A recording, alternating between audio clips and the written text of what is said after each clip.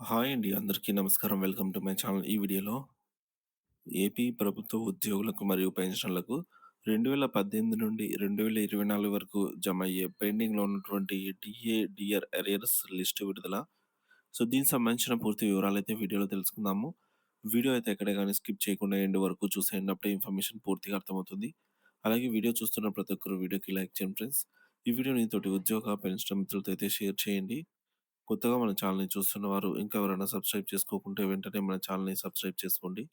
So, దీని ద్వారా నేను చేసే ప్రతి ఒక్క వీడియో మీ వరకు రీచ్ అవుతుంది. ఇక ఆలస్యం చేయకుండా వివరాల్లోకైతే వెళ్ళిపోదాము. ఫ్రెండ్స్, విషయానికొచ్చినట్లయితే ఏపీ ఉద్యోగ పెన్షనర్స్‌కి సంబంధించి ఒక ముఖ్యమైన అప్డేట్ అయితే వచ్చింది. సో, ముఖ్యంగా 2018 నుండి 2024 వరకు పెండింగ్‌లో ఉన్నటువంటి డీఏ గురించి వివరంగా తెలుసుకుందాము. సో, ఏపీ ప్రభుత్వ ఉద్యోగ పెన్షన్‌లకు 2018 జూలై 1 నుండి జారీ చేయబడినటువంటి పలు ప్రభుత్వ ఉత్తర్వులైన జీవోలను ప్రభుత్వం స్వయంగా అమలు చేయకపోవడం నిజంగా ఒక చట్టపరమైన అవమానం లాంటిదేనని. ఎందుకంటే అసలు జీవో అంటే ఏమిటి? జీవో అంటే గవర్నమెంట్ ఆర్డర్స్. ప్రభుత్వం తీసుకున్న ఒక నిర్ణయాన్ని అధికారికంగా ప్రకటించే లిఖితపూర్వక పత్రము. దీనిని సాధారణంగా ప్రభుత్వంలోని ప్రిన్సిపల్ సెక్రటరీ లేదా సెక్రటరీ, ముఖ్యంగా స్వయంగా గవర్నరే జారీ చేస్తారు. ప్రతి జీవోపై తప్పనిసరిగా ఈ వాక్యం అయితే ఉంటుంది. ఏందంటే, by ordered and in the name of the government of Andhra Pradesh. అంటే ఏపీ గవర్నర్ ఆదేశానుసారం ఆయన పేరున జారీ చేయబడిందని అర్థము. జీవో యొక్క ప్రాముఖ్యత. జీవో అనేది ఒక చట్టబద్ధమైన అధికారిక పత్రం. దీని ద్వారా ప్రభుత్వం అనేక కీలక నిర్ణయాలు తీసుకుంటుంది. ఉద్యోగుల జీతాలు, డిఏలు, ఐఆర్, ఇతర భత్యాలు, పాఠశాలలు, ఆసుపత్రుల నిర్వహణ, నియామకాలు, బదిలీలు, జిల్లా పునర్వ్యవస్థీకరణ, నిధుల విడుదల మొదలైనవి జీవో జారీ అయ్యాక సంబంధిత శాఖల అధికారులు తప్పనిసరిగా అమలు చేయవలసిందే. సో, దీనిని పాటించకపోతే అది నిబంధనల ఉల్లంఘన అవుతుంది. జీవోలను ఉల్లంఘిస్తే ఏమవుతుంది? జీవోలను అమలు చేయకపోవడం అంటే ప్రభుత్వ ఆదేశాన్ని తిరస్కరించడమే అవుతుంది. దీనిపై సంబంధిత అధికారులపై శాసనపరమైనటువంటి చర్యలు తీసుకోవచ్చు. అంతేకాకుండా పౌరులు లేదా ఉద్యోగులు కోర్టు ద్వారా న్యాయపరమైన చర్యలు తీసుకునే హక్కు కూడా ఉంది. 2018 నుండి ఏం జరుగుతోంది? కానీ 2018 నుండి ఏం జరుగుతుందో ఒకసారి తెలుసుకుందాము. 2018 నుంచి ఇప్పటి వరకు పలు డీఆర్ సంబంధించిన జీవోలను ప్రభుత్వం జారీ చేసింది. కానీ విచారకరమైన విషయం ఏంటంటే, అవి గవర్నర్ పేరుతో జారీ చేసి కూడా ప్రభుత్వం వాటిని అమలు చేయలేదు. ఇంకా కొన్ని ముఖ్యమైన జీవోలు చూద్దాము. GO MS number 98 dated on 12థ్ మార్చ్ 2020 ఈ డీఏను. సో, ఈ జీవో 27% నుండి ఉండే డీఏను 30.39% పెంచుతూ 30 నెలల అరియర్స్ చెల్లిస్తామని ఈ మేరకు సీఎఫ్ఎంఎస్‌లో ఎంటర్ చేసినా కూడా ఇప్పటివరకు చెల్లించలేదు. గవర్నర్ పేరుతో చేయబడిన ఉత్తర్వులు ప్రభుత్వం అపహాస్యం చేస్తోంది. ఇక GO number 50 dated on 31 July 2024.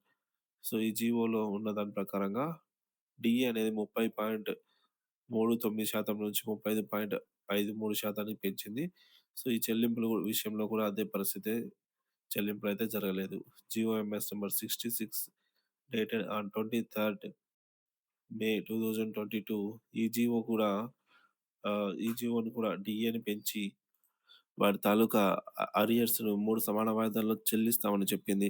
మొదటి విడత సెప్టెంబర్ 2023, రెండో విడత డిసెంబర్ 2023, మూడో విడత మార్చి 2024 విడుదల చేస్తామని చెప్పి ఒక్క విడత కూడా ఏ ఒక్కరికి జమ చేయలేదు. GO MS number 113 dated on 21 November 2023.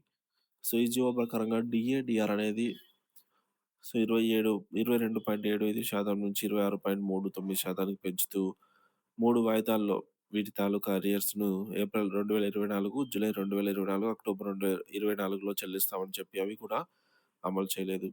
తర్వాత GO MS number 28 and 30 and 155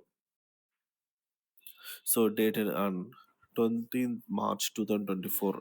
so, గత వైసీపీ ప్రభుత్వం విడుదల చేసినటువంటి జీవో అండి. ఇక్కడ కూడా డీఏ అనేది పెంచి 26.39% నుంచి 33.67% వరకు ఈ జీవోల ద్వారా పెరిగాయి.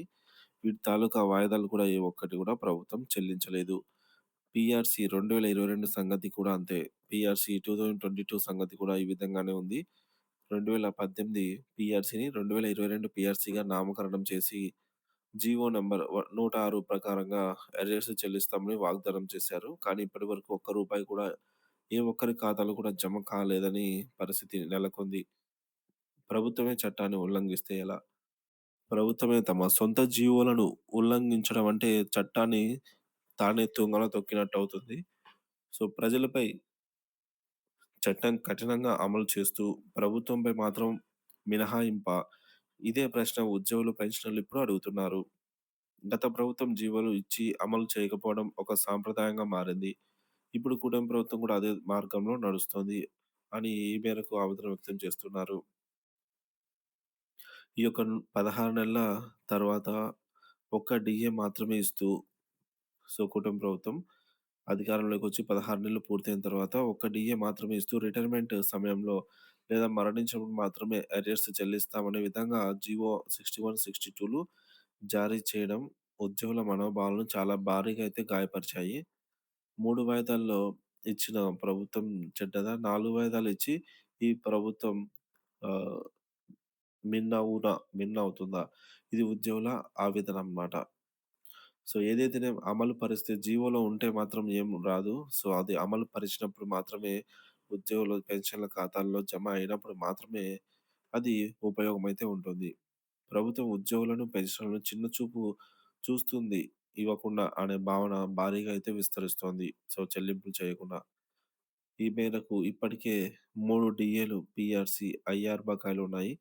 అందుకే ఉద్యోగులు, ఉపాధ్యాయులు, పెన్షనర్స్ కలిసి చలో విజయవాడ మరియు డీసెంట్ రోడ్ ఉద్యమం వంటి నిర్ణయాలతో సన్నద్ధమవుతున్నారు. ముఖ్యంగా మన పోరాటం మన నాయకత్వంతో కాదు, ప్రభుత్వంతో జరగాలి. సంఘాలు బలహీనంగా ఉంటే మనమే నష్టపోతాం. గతం గతం మనకు పాఠం చెబుతోంది. ఈసారి మాత్రం ఏకతా గీతం వినిపిద్దాం. డీఏ, డీఆర్ జీవోలు జారీ చేసి అమలు చేయకపోవడం ఒక అంటే అరియర్స్ ఇస్తామని చెప్పి అరియర్స్‌ను సకాలంలో చెల్లించకపోవడం అవమానం కాదా? చట్ట విరుద్ధం కాదా? ప్రభుత్వం తన మాట నిలబెట్టుకోవాలి. లేకపోతే ఉద్యోగ పెన్షనర్స్ న్యాయ పోరాటానికి సిద్ధం కావాల్సిందే అనైతే చెప్తున్నారు.